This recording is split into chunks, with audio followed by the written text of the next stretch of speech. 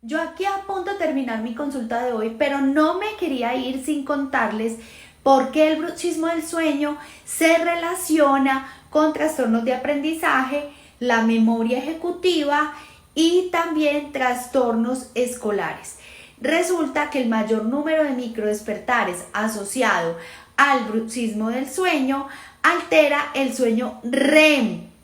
distinto en adultos que es el sueño no REM, y ahí es donde se almacena la memoria.